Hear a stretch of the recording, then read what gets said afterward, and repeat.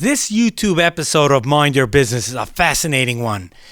The market opportunity in the Orthodox Jewish demographic is not one that many truly understand. But there are some companies, certainly in the kosher industry and others, that have realized there's tremendous market opportunity. And tonight's show features Mark Trencher, the founder of Nishma Research.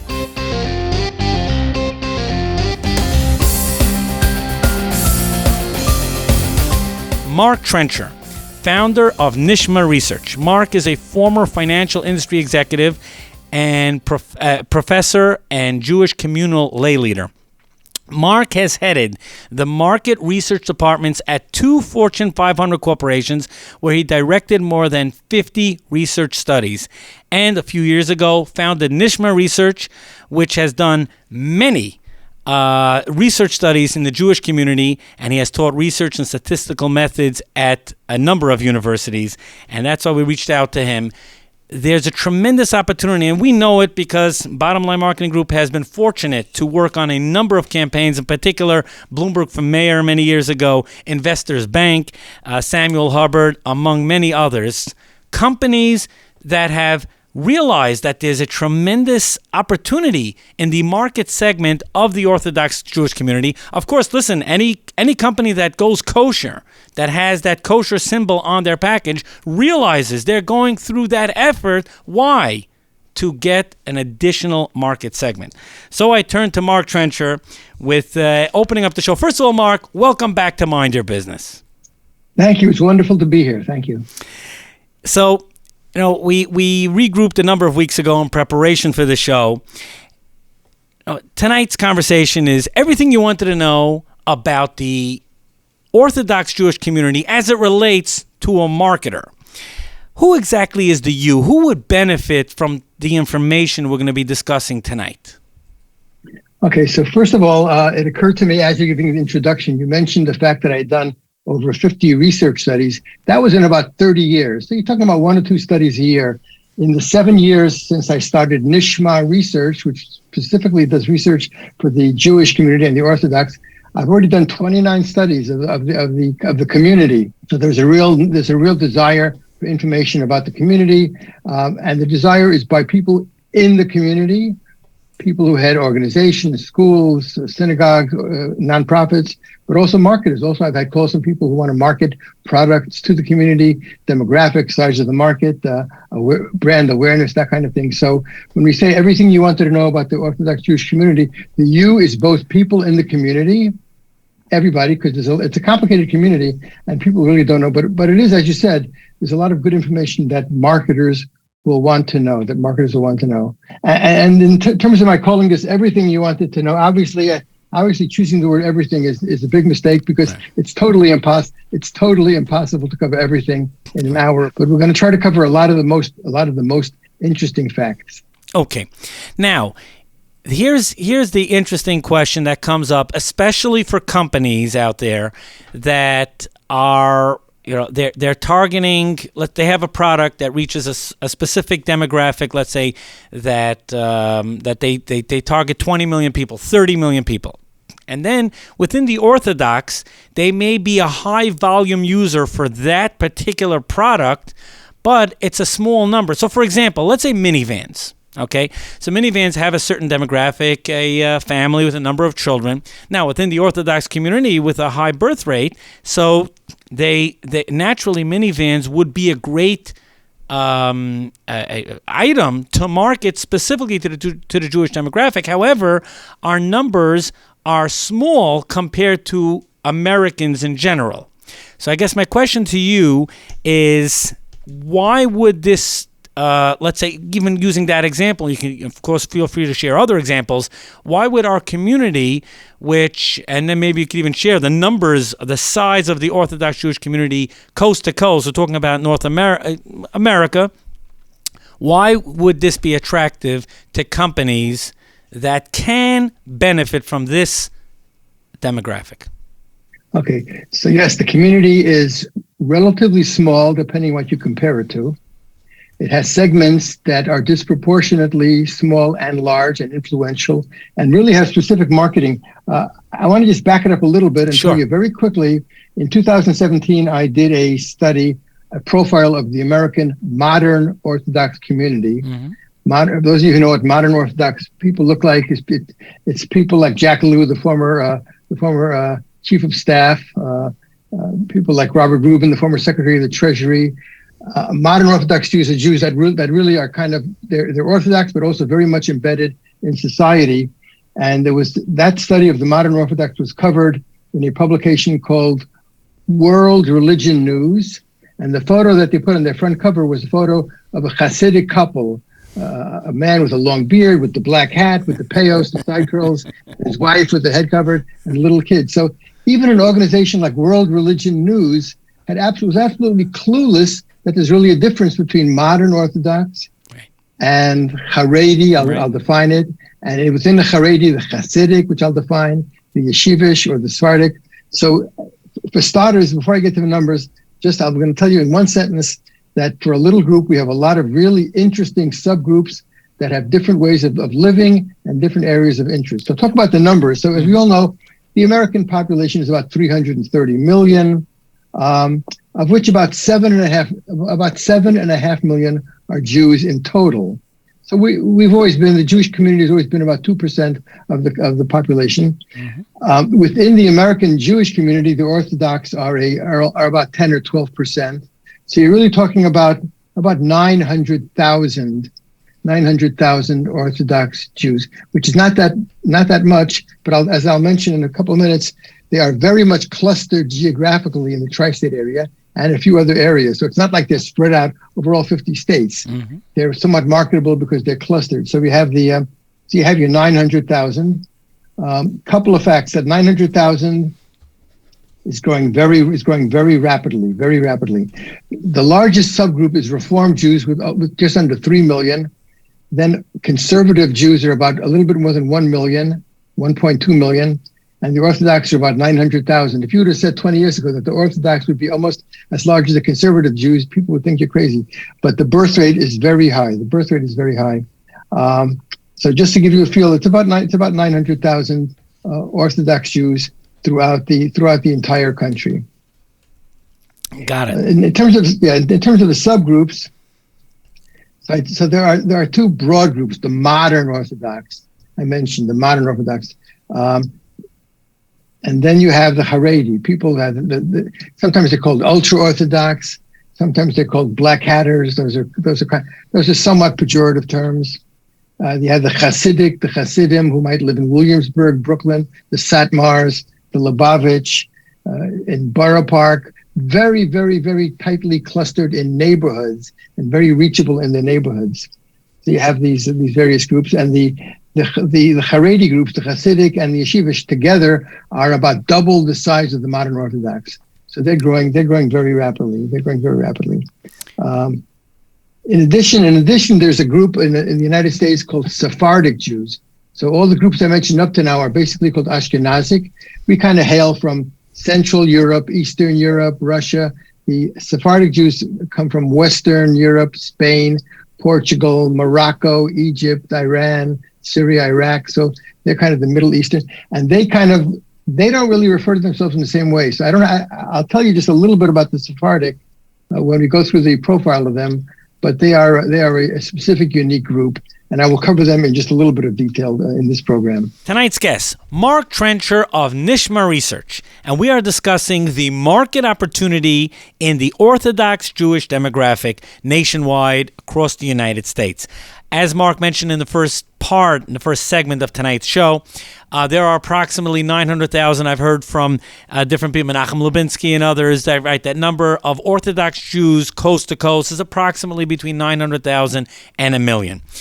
Now we would like to jump into, Mark, what type of companies out there can benefit by specifically targeting our community? We know that the kosher market is a multi-billion-dollar market, and those are companies that realize the opportunities within the Orthodox Jewish demographic. Perhaps you could discuss about kosher and other products specifically that can benefit by targeting and reaching the Orthodox Jewish demographic.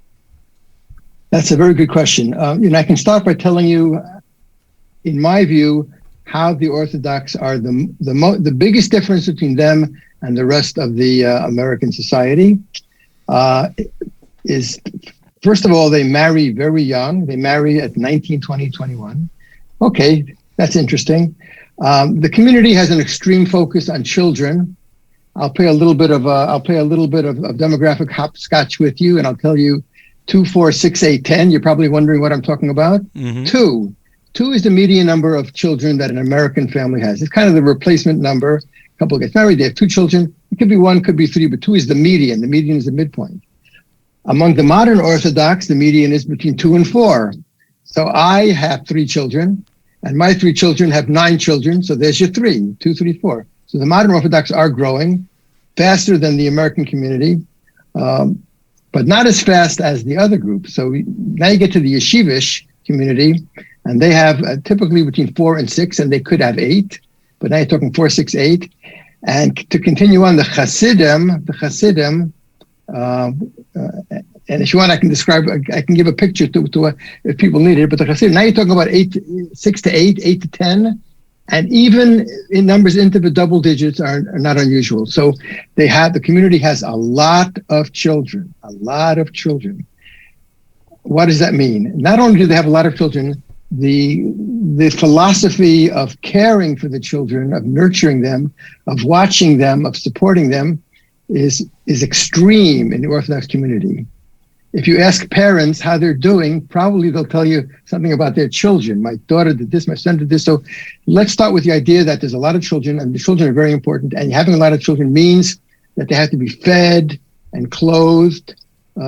Orthodox standards for much of the community require clothing to be nice, and nice means not super casual, but the clothing is nice quality to the extent that you can afford it.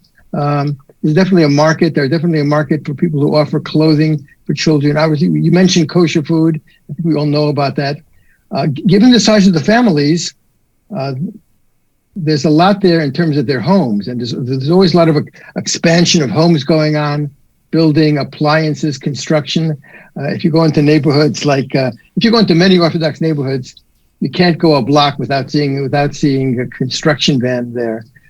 You also mentioned, I think we talked about vehicles. I know if you go into certain neighborhoods, if I go in Borough Park, every other vehicle on the streets might be a minivan. Yet not so much an SUV, but a minivan, because you're not talking about 6-seaters, you're talking about 8-seaters. I mean, my wife used to say, why can't you get a car anymore that has a fold-down third seat? So there are markets, there are opportunities in terms of meeting the community's family size, the number of children, all those kind of things. I would also mention, by the way, that the community is very serious about its religion, practicing its religion.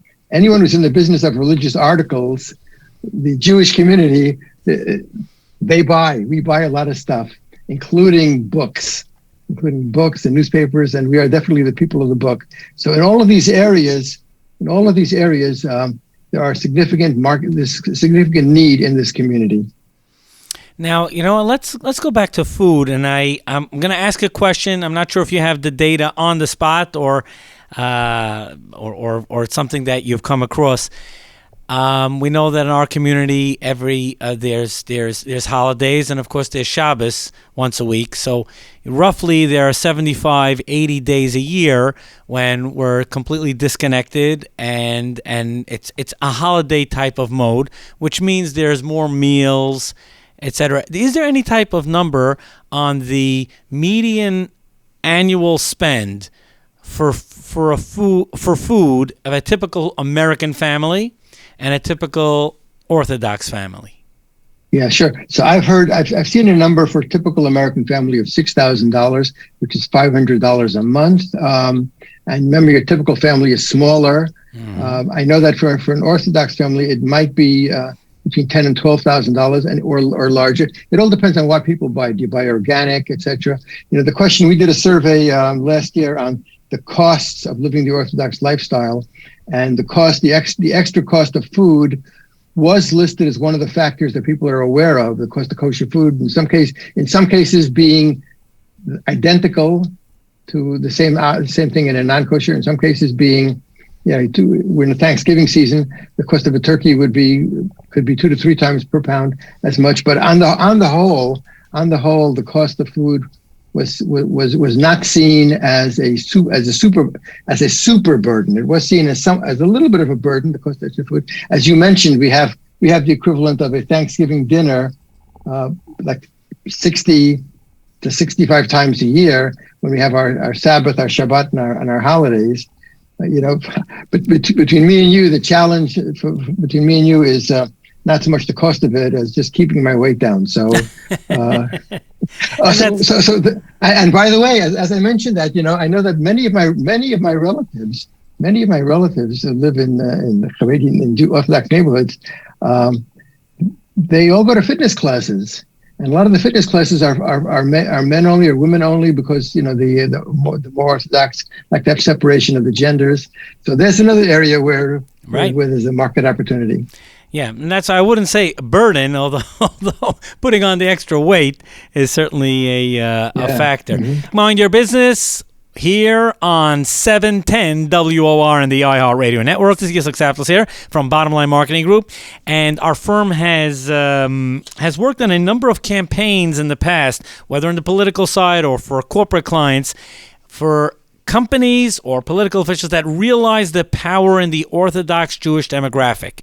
And therefore, we said, you know what, let's do a show on this. Let the Fortune 500 companies realize the power in the numbers and understanding the community a little better in order that they'll realize that there is a market opportunity for them in this so-called small segment. It's a small segment, yet there's tremendous opportunity. And therefore, tonight's show is the market opportunity. The title is The Market Opportunity in the Orthodox Jewish Demographic. And our guest is Mark Trencher, founder of Nishma Research. He's done many research studies over a number of decades. Mark, welcome back to Mind Your Business. Thank you. Now, before the break, you had talked about a fascinating study you had done not so long ago about finances in our community, the Orthodox Jewish community, vis-a-vis the general population. So perhaps we could focus on that, because through that, sharing some of that data would actually reveal the opportunity. So the fact, the children in the family, simchas, celebrations, and of course, all those are expenses, happy expenses, but are expenses nonetheless, which of course means that there's a market opportunity for many companies out there. So perhaps you could share some of the data from that incredible study. Okay, so not surprisingly to your listeners, when the Orthodox Jews were asked what the biggest hit was to their budget, many of them said the cost of education, and they're talking about elementary school education and high school education. There is also a real demand. There's a growing demand in the community for secular secondary education, by which I mean, so for example, while somebody who grows up a modern Orthodox kid might seek to go to a place like Columbia and take courses in history and philosophy, for the other 2/3 of the Orthodox community, the Hasidic, Yeshivish, there's a growing demand for programs that teach people skills to earn money. And so they might go to a yeshiva university, medical, law, accounting, computer programming, or a Turo college. So these are two universities that cater to the Orthodox community. So there's a real need for education. And I've heard and there are programs in the community that don't require a college admission, programs that training institutes that might train somebody in computer programming or that kind of thing. So I think I do see a growing realization that the cost of the lifestyle is expensive, and we need to have better ability to earn some money. So there's definitely that educational component. You mentioned simcha. So if you're a member of the community, you know that when you get invited to a wedding, you probably have between 350 or 550 other people there. And the question is asked, oh my goodness, do the parents of the bride really know all these people? And I have to tell you that there was actually a commandment in our community to share our simchas. So we tend to invite people, so we might invite almost everybody in our synagogue or in our circle. So there's a commitment to share our joys and our simchas, which results in a lot of happiness, a lot of fun events, but it also results in a lot of food and catering opportunities. And I know there are some very successful catering halls that are doing a great job offering quality at a reasonable price. That's something else that is definitely an opportunity. If you look in any of the, we have a lot of newspapers in our community. If you go into any Orthodox home, you'll see newspapers, and these newspapers could have 200 plus pages. That's right. It's incredible the amount of, and the thing you'll notice is that a lot of them offer things like tourism packages, especially around the holidays. The community really wants to. We live life hard. By which I mean we take our religion very seriously. We're very diligent about it, and we need breaks. So we go on vacations, especially around the holidays. There's definitely our opportunities in the marketing area to provide quality vacations with kosher food, and there are many consultants out there who can advise on getting speakers that are appropriate. All that kind of thing. So there are definitely the specifics of the community do suggest that there are some areas that should be focused on by marketers to a greater extent than in the American community as a whole. Okay, an important question that you touched on in the beginning, the early part of the show. Where do the Orthodox reside? Meaning there are. Right, you have the coast to coast where Americans live, 330 million Americans, but the 900,000 to a million Orthodox Jews in general live in pockets, live in clustered communities. Where are those communities kind of by city and state? Yeah, so the 900,000 Orthodox, a little bit more than 2/3 live in the New York metropolitan area, more than 2/3. New York City, Long Island, Westchester. If you add New Jersey and Rockland County, you're really talking about 80% of all the Orthodox live between Westchester County, the 5 boroughs, northern, southern New Jersey, and Rockland County. So we really are clustered. The other 200,000 are mainly modern Orthodox, and they are scattered in all kinds of cities. You'll find 40,000 in Los Angeles, 20,000 in Chicago, Philadelphia, Baltimore, Miami, Atlanta, Cleveland at 10,000 each. My city, my community of Hartford, Connecticut, we have 400 Orthodox Jews. And I'm getting into the small numbers, but among the places I visited, I can just an example. I looked through the places I visited in the past 2 years, where Orthodox communities invited me: Denver, Kansas City, Northridge, California, Cincinnati, and even Birmingham, Alabama. That was a Zoom call. There were only about a dozen people in the room, but we're all over. Beyond that, the yeshivish are highly clustered. Lakewood in southern New Jersey is the largest yeshivish community in the United States. It also is the fastest growing city in all of New Jersey. The fastest growing city in all of New Jersey. So can we actually hold on to that for a minute? Let's talk about some of the data. Let's say from 1990, 2000, 2010, 2020. Like how, just so we have a real perspective of the rapid growth in that community. So you have 70 stuff. You have the total yeshivish community is about 200,000. There are 75,000 of them live in Lakewood, New Jersey. These communities are growing at about 2.5% to 3% a year, which may not sound like much, but it means they're going to double every 20 years or so. The Hasidish are growing at 3.5% a year, so they're going to double every 18 to 20 years. So in total, when I looked at the entire Orthodox of 900,000, I went out 20 years and it was 1.4 million. Which means that the Orthodox will be just the second largest group after the Reform. So groups are growing the groups are growing very rapidly. Now in New York State, let's talk about, let's say, Rockland County, right? So you have a lot of Hasidish, right? And you have Muncie, Spring Valley. Yes. Curious. Each Each community has its flavor. So Flatbush, Brooklyn, Midwood will have a lot of modern Orthodox, but also a lot of Yeshivish, and also a lot of Sephardi Jews who identify as Orthodox. And some of them, you look at them, and they'll look very much like the Yeshivish.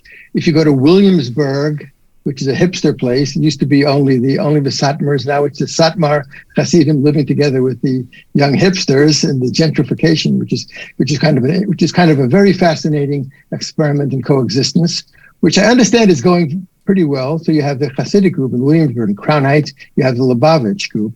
In Borough Park, you have other Hasidic groups. So you mentioned, and then you have places like Lakewood, New Jersey, or Passaic, New Jersey, which have large communities. So you have to understand when you're marketing, you need to understand that there are some communities that are mixed, and there are some that are very, very specific. You would not use the same approach in Williamsburg, Brooklyn, that you used in Lakewood, New Jersey. They're both Orthodox. Their practices might be similar, but they have different mindsets. You mentioned Rockland County, Spring Valley, Muncie, New Hampstead, that whole area. It's highly Hasidic mixed with Yeshivish. So yeah, I can't give you the percentages, but I'm getting depending what neighborhood you're in. Some neighborhoods will be 100% Hasidic, some will be 100% Yeshivish, but overall there's a mix with a few modern Orthodox mixed in. But every community has its own real specific mix of people. And then you leave the New York area. So I go to a place like Denver. I said, so tell me about Denver. Yeah, we have two neighborhoods. We have the east side and the west side. And one side is modern, and one side is more yeshivish. Where my daughter lives in Cherry Hill, New Jersey, it's the same thing. There's an east side and a west side. One side is modern, one side is more yeshivish. So there are online. There's a book called The American Jewish Yearbook. Which has the problem is that these profiles, there are no census, there's no census done of the community. So how do we get these numbers? If you want to know the number for San Francisco, you look it up online. But oh my goodness, the last survey was done in 1996. What do I do with this? So then we have to end up estimating. And we talk to people who live there, how the community changed. So there's no centralized census, but we do have a pretty good feel. Of where they are. When I say that, for example, Chicago has 20,000. I saw a number of 24,000. It might be 18, but it's in that range. Question: aside from kosher, because the food industry has clearly understood the power of the numbers in the Orthodox community and the market opportunity. Are there any other companies, or even not specific companies, but product lines or types of items that you would say that company, they really understand the opportunity and are actually leveraging the opportunity to expand their business because of how they're reaching out to this channel? Sure. I mean, there are clothing companies that sell modest clothing. That's true not only in the Orthodox community, that's also true in other religious communities. You can look at Amish, Mennonite, Seventh-day Adventists, and Mormons. They all have that. So there is definitely a market for clothing. When we have a General Electric stove oven, and guess what? It has a Shabbat mode, which is a switch that my daughter has a Samsung refrigerator. When she moved into her house a year ago, she said, "Dad, what's this?" I said, "That's the Shabbat switch." And so there are certain requirements in terms of electricity, the non-use of electricity on Shabbat. And when you open the refrigerator door, you don't want the light to come on because you made the light come on. So there's a little button that's called the Shabbat mode. And apparently the market is big enough that it probably does. What can it cost Samsung to put that switch in? A few dollars, but they're very sensitive to the community. So yeah, again, it's a small community, but it has specific needs. And smart companies like GE and Samsung and the clothing companies and the food companies that have thousands of products with the kosher symbols on them, they all understand that, hey, at the margins, if you're a 1 or 2 or 3% or 5%, and by the way, you might be surprised to know, and Mr. Lubinsky might have told you that a very, very significant portion of kosher consumers are non-Jewish. When I say kosher consumers, they look for the label. So people buy a Heinz ketchup with an OU because it's a symbol of quality. And to some extent it is. But so these are companies that are smart enough to understand that this is a market. If you build it, they will come.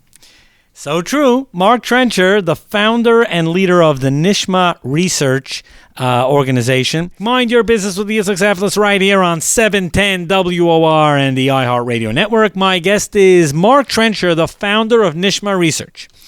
And tonight's show, the topic is the market opportunity in the Orthodox Jewish demographic. And in this in the last part of tonight's show, Mark is going to share a lot of fascinating data about the power of the Orthodox Jewish demographics in terms of a consumer group, how we consume. In fact, I'll share an interesting story. A number of years ago, there's a big mall in this area, in actually North Jersey, that had noticed that 2 consecutive days in September, the foot traffic in the mall was down by 40%. And they were very concerned, naturally. And they were about to call, some type of research firm to find out what it is. And it turns out that there was an Orthodox Jew in the room when they were discussing what had happened, let's say the previous week. They were looking at the numbers and they saw there were 2 days. I think it was, again, let's say it was a Tuesday and a Wednesday, whatever the days were. And they were like, foot traffic was down by 40% in the mall. So Orthodox Jew says, do me a favor, hand me a calendar.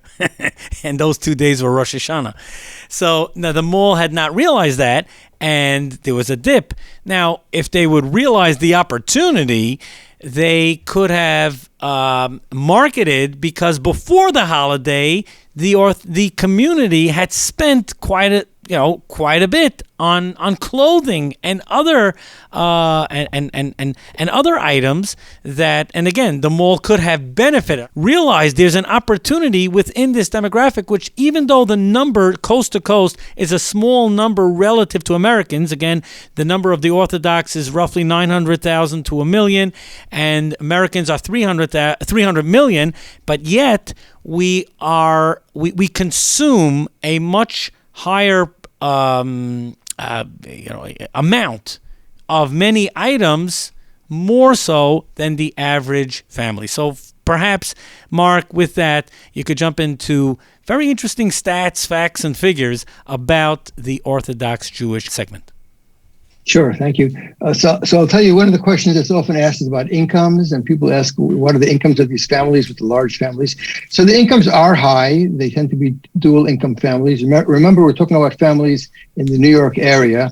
So when I tell you the median, that's the midpoint household income, is in the 125,000 plus range. That sounds like a lot, but when you have 6 or 7 children, that's a lot of kids. Right, and we didn't mention this earlier, and we send to private schools. And then we asked about education. So among these families, the median amount that gets spent on an elementary or high school education is in the low 30,000s. If they have a child in college, it's another low 30,000s. So for those families that have children ranging from age, 8 to 18, they might be spending $60,000 on education. And of course, they're spending more money in their housing because they live within walking distance of a synagogue, because they don't drive on the Sabbath and Shabbat.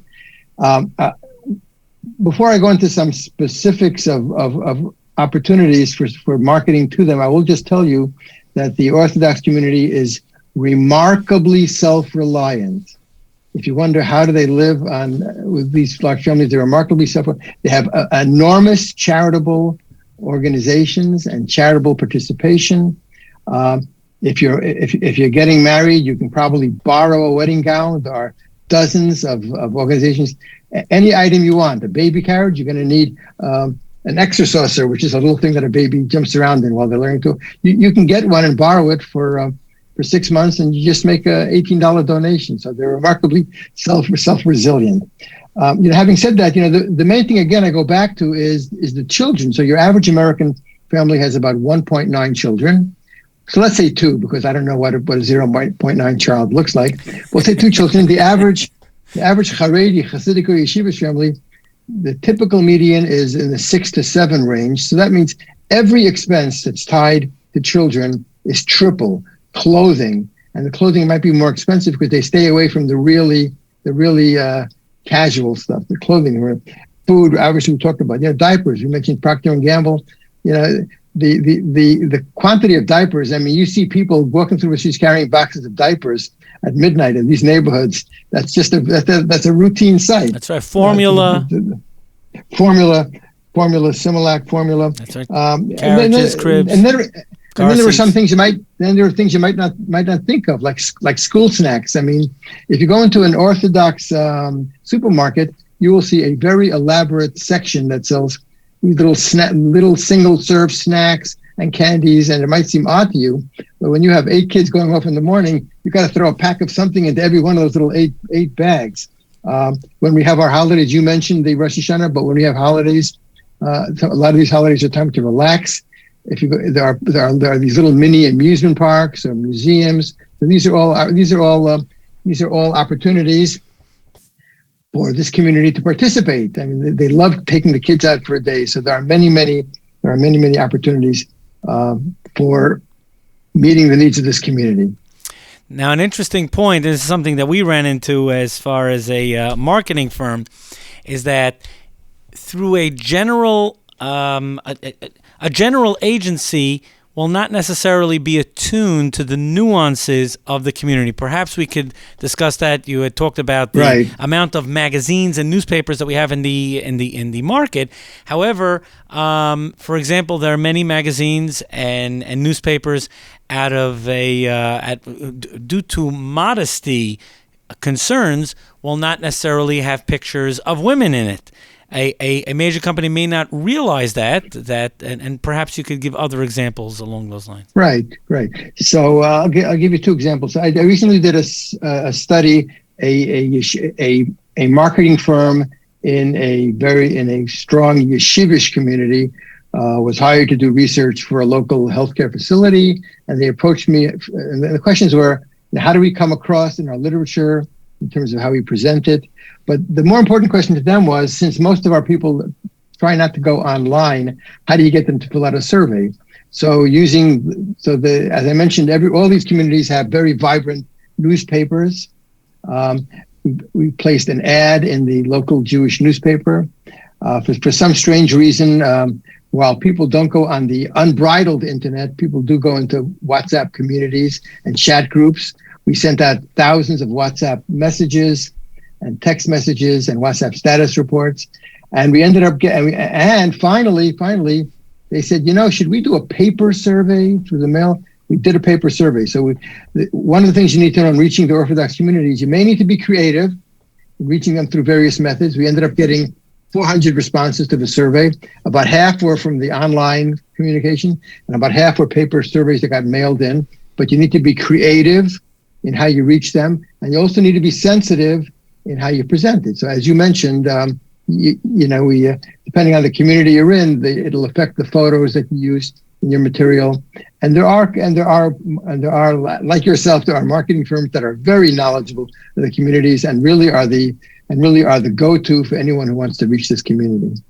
Thank you. The way I put it when we pitch a client is, we know how to reach the community, when to reach the community, and those 2 are critical, because people won't realize, like, let's say Shavuos, right? Shavuot, that which comes out, that's like, many times it's not on the radar screen of corporate, corporate America, but at the same time, there's a tremendous opportunity in terms of spend, clothing, and other items which are needed in advance of a holiday. But a typical company, they'll know about Rosh Hashanah, they'll know maybe about Hanukkah, maybe Passover. I mean, we all know the Maxwell House Haggadah. That's the Maxwell House actually did studies that their product, the consumption in the Orthodox community had gone up because of the Maxwell House Haggadah. That's actually a very good example there.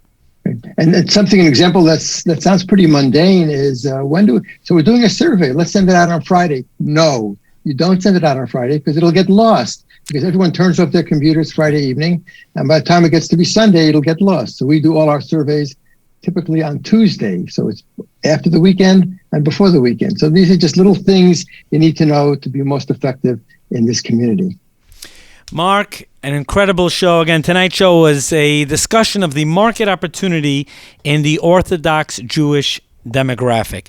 Mark, before I let you go, first, could you please share the website, the web address of your organization, and any final thoughts? Yeah, so the website is nishmaresearch.com, NISHMA research.com.